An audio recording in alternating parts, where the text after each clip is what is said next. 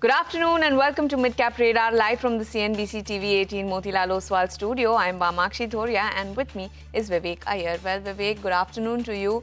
The markets for now are on edge given the kind of clarity that is needed from the US-China trade talks. The Nifty is flat. The Sensex has been flip-flopping between the red and the green, and the midcap end of the market too not doing too well. That's right. Good afternoon, Vamakshi. And the only index, after 4 consecutive sessions of gains, that's seeing a bit of red today is the Nifty Bank Index. The BFSI space seeing a bit of profit booking after the kind of rally that they've seen in the last few trading sessions. We have quite a lot lined up on the show. Management interaction as well lined up for you. So let's start off with the top headlines. Stocks trade ranged ahead of outcomes of trade talks that the US is having with China and India. IT and metals are the big gainers, even as realty and financials drag. Midcaps at par. Shares of ITD Cementation jumped nearly 6% as it secures a 893 crore project to develop a greenfield captive jetty in Odisha. NIBE surges after securing technology transfer license from DRDO for modular bridging system. Stock up over 9%. Andrew Yule to offload 2% stake in Vidol Corporation via OFS at a floor price of 1,566 rupees. The OFS for non-retail investors open today and for retail investors tomorrow. Grasim Industries jumps nearly 4% after Morgan Stanley upgrades the stock to an overweight rating and raises its target price to 3,500 rupees a share on a better-than-expected performance from the paints business. On the other hand, Coforge gains after JP Morgan issues a positive note, says that they are overweight on the stock with a target of 2,080 rupees a share, says the company remains their top IT pick. Well, 25,130 thereabouts is where the Nifty is at. It's a subdued session, although in the green for the Nifty. The Sensex has been flip-flopping between the red and the green in the last couple of minutes. The mid-cap index holding steady with a gain of 0.1%. The advanced decline ratio largely in favor of the advances. It is only the Nifty Bank, like you pointed out, Vivek, that wasn't doing too well in today's trading session. But apart from that, what's not doing too well is the Nifty Realty Index. Keep in mind that it was the top sectoral loser yesterday. In fact, the only index that closed in the red yesterday continues to be the top sectoral loser today as well, down almost 0.7%. But on the flip side, IT is doing quite well. Nifty Media is doing quite well, given the kind of moves that we've seen on Z as well as Network 18, Nifty Metal too holding up in the green. But in our special segment, then mid-cap movers, we now have Hormaz to take us through the mid-caps that are moving around in trade. Quiet, listless, awaiting more clarity, and that's the situation of perhaps the entire globe as of now, as the second round of talks between the US and China resume in London in just a few minutes from now. But let's also take a look at some of the movers then in the broader markets, and of course there are plenty of them regardless of the fact that the index is pretty quiet today. Look at Alok Industries now, the spike that we've come across, 8.5% higher on that stock. Data patterns down yesterday, recovering all that loss and a little more in today's session, 5% higher there. TBO Tech, Concord Biotech also having a good day today. Among the newsmakers though, it's an interesting list. Jindal Saw highlighting it since the morning, 8% higher even though it's off the highs of the day. Premier Energies after the block deal. Protean as well, order win, not a significant one but still at one point was up 6%. And DMart after the sharp fall that it saw after the block deal has recovered from the lows of the day, still down around about 2% but almost 100% higher than the block deal price of 4,000 rupees. Midcap IT seeing some buying today. Oracle Financial, Persistent Systems, Emphasis, of course, seeing a 2.5 to 3.5% gain today. Coforge is among the volume movers after JP Morgan highlighted it as its top pick. That too is off the highs of the day, as is Z Entertainment and Affle India, but volumes here are on the healthy side. And lastly, some stocks that are seeing some profit booking today. RBL Bank, one of the high flyers yesterday, is at the lowest point of the day. Indian Bank, of course, trading ex-dividend. We need to take that into account as well. And NBCC and Coromandel too are at the day's low. Back to you guys. Thank you so much, Hormaz. Like you highlighted, a couple of the mid-cap banks that have seen a stellar rally, some real estate names taking a bit of a breather in today's trading session. Moving on, it's a good time to welcome Rajesh Palvia from Axis Securities for a quick technical check on the market.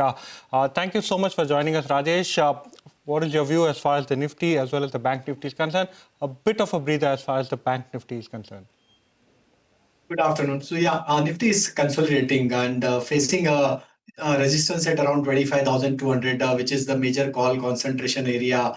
On the near-term perspective, we believe that, after a brief consolidation, yes, there could be a chance that, Nifty may able to give breakout about 25,200 and then possible rally can extend to 25,400 to 500 zone as broader market is showing a good interest in buying and accumulating the stocks.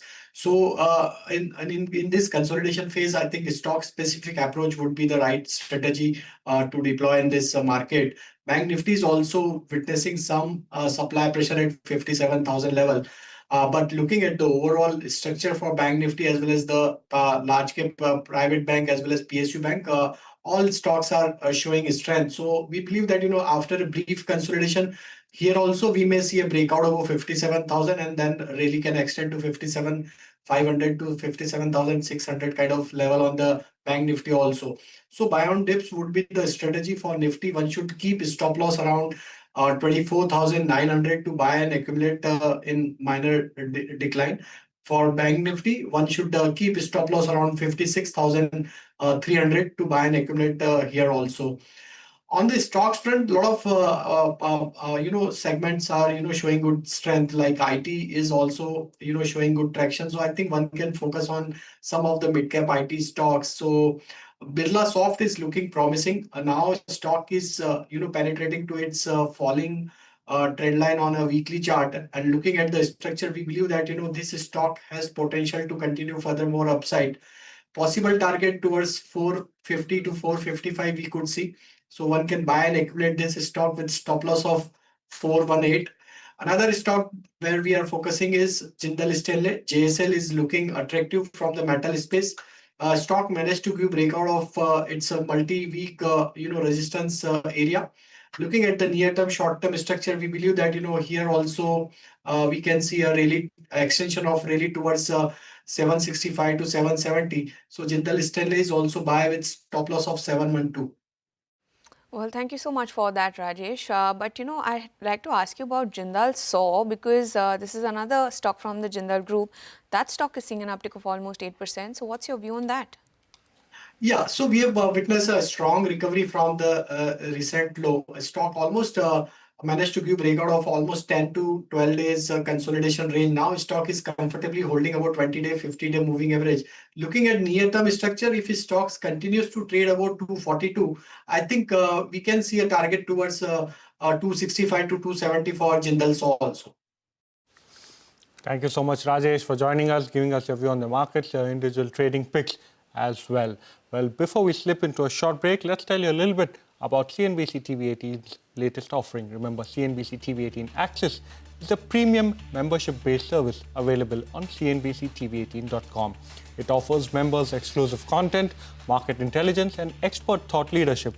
The membership includes access to CNBC TV 18's flagship events, interactions with our journalists, along with curated studio tours, e-learning sessions and master classes, and curated lifestyle benefits as well. Designed for an immersive and enriching experience, it empowers members with premium business intelligence and unique lifestyle benefits, the power of insight, the privilege of access, exclusivity, experiences, and influence, all yours to claim. Become a member, log on to cnbctv18.com/access/plans.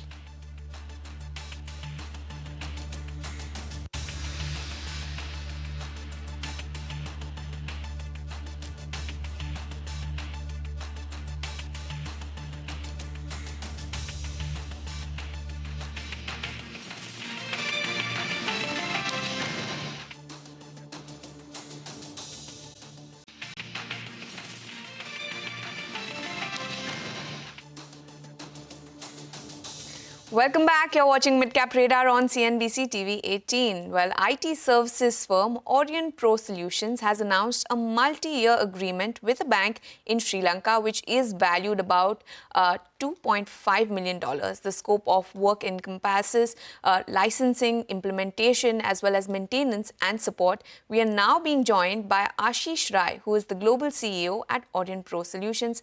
Well, good afternoon to you, Mr. Rai. This is Vamakshi joining in. I'd first like like to get some numbers out of the way. So it's a $2.5 million deal, and it is a multi-year deal. So what is the kind of revenue run rate that you expect from this going forward annually, and what is the margin profile that you're targeting out here? Okay. Hey, Vamakshi. Hi, good afternoon, and thanks for having me. Look, from a number standpoint, it's our transaction banking software, iCash Pro. The way our sort of revenue model works is typically a lot of that revenue, more than half of it, would come in the first year when we are actually implementing and take the client live, and the rest of it gets spread out over the contract. And typically, most clients would use it beyond the 5-year initial contract term, would use it for 15, 20 years. But initially, over 5 years, you'll realize the revenue bulk of it over the first 12 months. Understood. Ashish, so a couple of questions. Number one, how is the prospect pipeline looking at, especially as far as the rest of Asia is concerned? And also, at the end of Q4, when you joined us, you had hinted at a couple of acquisitions. Anything in the pipeline? Hey, Vivek, hi. Thanks for remembering about the acquisition as well. Look, I think maybe coming to this win, right? First of all, it's obviously a great win, but I think sort of more important is what that represents for iCash Pro, which is our cutting edge transaction banking platform that's increasingly in a large number of Asian markets. In an increasing number of Asian markets, it's pretty much becoming the platform of choice for the largest banks in that market to adopt it. This is obviously a deal in Sri Lanka where we are market leaders by a mile. I think this is the 5th bank in Sri Lanka to choose iCash Pro as its transaction banking platform. That points to how competitive it is. But again, in other markets like India, where we announced tier 1 wins like State Bank of India, etc. Saudi Arabia, we announced a couple of wins over the last year. Right, so it's increasingly becoming a platform of choice for the large banks who want to transform their transaction banking operations. And I think that's what the sort of win represents. I think the pipeline is the strongest we've ever seen. Our win rates are, I would like to believe, the strongest amongst the sort of peer group in the market, and we continue to accelerate the business. Banking overall, banking software business, as you'd have seen, has been growing at 40% or thereabouts for the last couple of years, and I think it will continue to grow strongly. The point about acquisitions, we did announce an acquisition in the trade finance space. That was probably a few weeks back, maybe a month back, which is Fintra, a fantastic team, sensational product. We bring it together with our transaction banking offerings to bring together a modern front to back trade finance offering out in the market. We will continue to do acquisitions where it makes sense for us at the right sort of value, where it helps plug a gap in our strategic blueprint, helps give us access to markets. Over the last, I would say, 6 quarters, we've probably done 5 acquisitions. We'll continue to deploy cash towards it to the extent that it makes strategic sense for us. Well, Ashish, I'd also like to ask you about your geographical mix going forward then, because you are expanding in a big way in the European market as well, Southeast Asia also. You've gotten a good number of deals in the pipeline. So how would your overall geography mix shape up going forward? Yeah, well, actually, good question. So look, Asia by far would remain the strongest sort of part of our operations. Last year, it was almost 90% of our revenues, the rest of it coming mainly from US. Even within Asia, I would say the share of Southeast Asia and Middle East will keep going up. This year, I've said this before, Europe is a huge focus for us. Europe, of course, it was not a meaningful part of our revenue last year. It was almost near zero. This year, I expect that to climb up to 7 or 8%. Over the next 6 quarters, we feel Europe should get to a double digit in terms of overall share for us. So I would say broadly, if you said over the next, let's say 4 to 8 quarters, what does the mix look like? Asia continues to be strong, but the share drops from 90% to probably about 82%, and the rest of it coming from Europe and US. I'd also like to ask you about your margin profile in various geographies. What is the kind of differential between the margins in, say, the European region, the US market, as compared to Asia? And as the share of these markets then rise, what happens to your margin? Yeah. So look, actually margins in the product business do not materially change depending on geography. So we are probably, I would say, the top 5-7% of the industry in terms of margins. We've always been EBITDA north of 20% for the last several years. And I think that will continue to be the case. In the products business, really, we do not need to be in the sort of Western markets for margins because it's not, unlike IT services, it's not a labor arbitrage business. It's essentially the profit levels do not differ that much between, let's say, a client in Singapore versus a client in UK or a client in US, because correspondingly the costs also change, right? So for us, the reason we need to be in Europe and US is we have a stated ambition. So we published this Vision 2030 4 years back. We said in each of the spaces we are in, we want to be a top 3 global player. And if you want to be a top 3 global player, you do need to be present in most of the major markets. And that's why we need to be in Europe and US. We don't need to be in Europe and US for growth or for margins. We can continue growing at 30% in Asia forever. But these are important markets. And we want to establish a foothold and we want to expand. We want to become a relevant, meaningful, impactful partner for banks across the globe. In that sense, Europe, US, etc., interesting markets. I would not set the expectation that the margin profile is going to change meaningfully in either direction because of expansion into these markets. Right. Ashish, I want to quantify a few numbers from you. You're currently sitting at an order book of close to 1,400 crore, giving you a visibility, I believe, of 20% growth over the next year and a half. So prospect pipeline, can you, at the end of this year, incrementally and materially add to your order book? Number two, we understand you're targeting 30% plus growth as far as FY26 is concerned. This includes the contribution from Fenixys. So with a couple of acquisitions that you have planned, what is the number that you are targeting, at least internally, as far as FY26 is concerned? And what is a sustainable growth rate? Yeah. So look, sustainable, I would say the question is over what period of time, right? So look, I think we've been growing at, let's say, 34-35% for the last, I would say, 4 or 5 years. We feel we can sustain that growth rate for a fairly long period of time. So I think, so growing faster than that puts a lot of stress on the business. Growing slower than that, I don't think in the short term it would happen because the demand pipeline has been so strong. So I think 30-odd% is where we would like to set the expectations. In the product business, it is somewhat dangerous to try and grow too fast because there is a lot of interconnected parts. We need to build the next generation of products. We need to ship the products out. We are spending almost 10% of our revenues on R&D, which was like 100 crore plus number last year.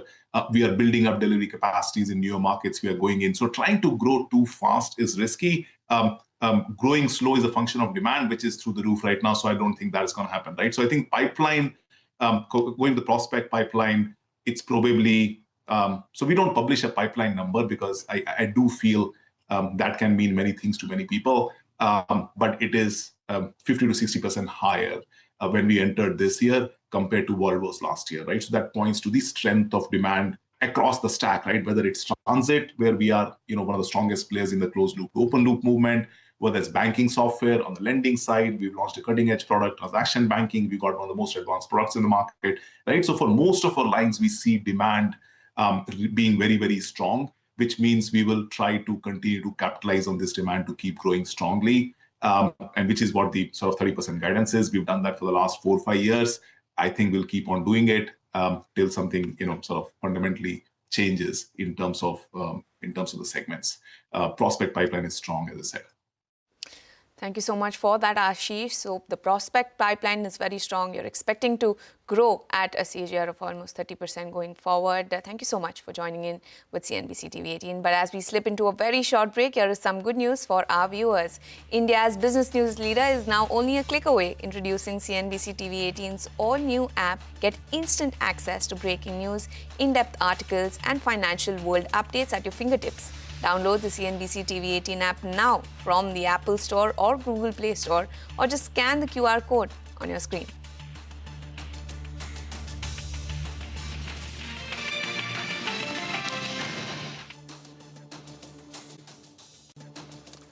Welcome back to Mid-Cap Radar. Well, a very interesting development, especially as far as the lubricant space is concerned.